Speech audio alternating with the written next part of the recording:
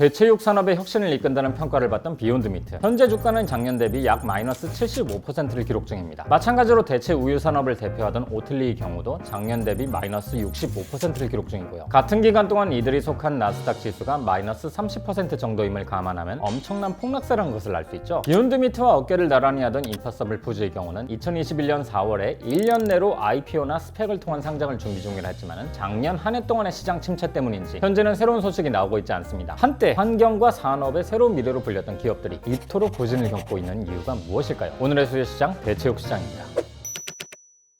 인류가 고기가 아닌 식물을 통해 단백질을 섭취해온 역사는 오래되었지만 대체육이란 산업이 본격적으로 등장한 것은 1970년대부터입니다. 당시 유엔에서는 2000년까지 인구가 32억 명에서 64억 명으로 2배 증가하는데 식량 생산 증가가 그걸 따라가기 어려울 것이란 보고서를 냈기 때문이죠. 또 1972년엔 로마 클럽이란 단체가 성장의 한계란 보고서를 내면서 앞으로 인구가 증가함에 따라서 식량 문제가 생기고 자원이 고갈될 것이란 내용을 발표합니다. 비슷한 내용이죠. 이렇게 미래에 대한 부정적인 전망들이 발표되면서 다른 식량들보다 훨씬 많은 토지와 곡물을 사용하는 육류 산업도 위협을 느꼈습니다. 그래서 고기를 대체할 상품을 만들기 시작한 거죠. 20세기 초에 개발되었으나 잊혀졌던 콩단백에서 단백질을 추출해 만드는 대체육 기술이 다시 주목되기 시작합니다. 이때부터 콩고기 생산이 산업적인 차원에서 시작되었죠. 그러면서 양상 기술이 자리 잡히고 콩고기는 생각보다 다양한 분야에서 활용됩니다. 우리가 먹는 만두에도 한때 진짜 고기가 아니라 콩고기가 들어갔고 컵라면에 들어간 고기도 사실 알고 보면 콩고기였거든요. 하지만 콩고기는 콩비린내와 맛 때문에 아주 대중화되지 못하고 식품 산업에서 원가 절감 용도로만 이용됩니다. 그도 그럴 것이 유엔